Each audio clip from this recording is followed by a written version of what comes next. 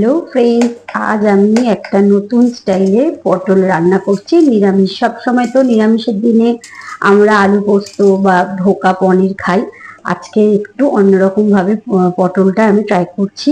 দেখুন, খুবই সুন্দর লাগবে। প্রথমে অল্প কটা আমি পটল কিন্তু কেটে নিয়ে ধুয়ে ভালো করে আমি নুন হলুদ মাখিয়ে নিচ্ছি।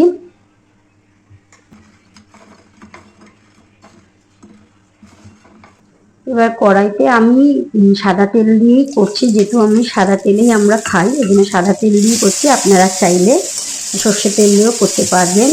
আর তিন চারটে কাঁচা লঙ্কা আর একটা বড় সাইজের টমেটো আর 5 কোয়া আদা দিয়ে আমি ভালো করে কিন্তু ওটাকে ভেজে নিলাম।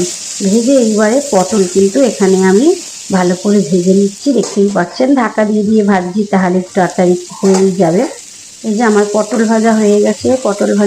পটলগুলোকেও আমি তেল দিয়ে কাচিয়ে তুলে নিচ্ছি। এবার সেই তেলেই আমি গোটা গরম মশলার মধ্যে দিয়েছি এলাচ, দারচিনি আর একটা শুকনো লঙ্কা গোটা। তারপরে যেই আমি মশলাটা করেছিলাম, এটার মধ্যে আছে আদা, টমেটো আর কাঁচা লঙ্কাটা, যেটা আমি ভেজেছিলাম, ওটা পেস্ট করে নিয়েছি। তারপর একে একে সব মশলাগুলো দিয়ে দিচ্ছি।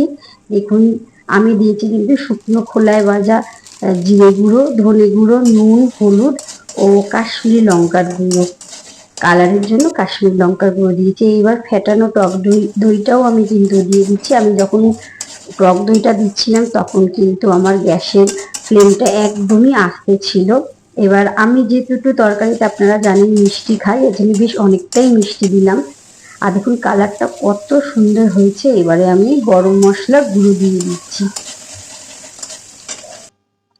দেওয়ার পর সমস্ত ভাজা পটলগুলোকেও কিন্তু আমি দিয়ে দিলাম। দিয়ে কিছুক্ষণের জন্য এটাকে আমি একটু কষিয়ে নেব।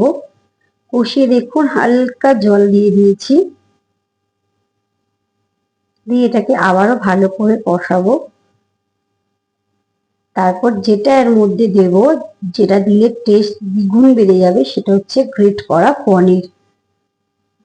আমাদের বাড়িতে কিন্তু আমার বর একদম পনির খেতে চায় না। যদি এরকম ভাবে করি তাহলে সে কিন্তু খেয়ে নেয়। এবার কিন্তু আমি ঢেকে নিচ্ছি। ঢেকে কিছুক্ষণ পর দেখুন এটা কিন্তু আমার হয়ে গেছে। হ্যাঁ, আমি নামানোর সময় ঘি দিয়েছিলাম, সেটা স্কিপ হয়ে গেছে।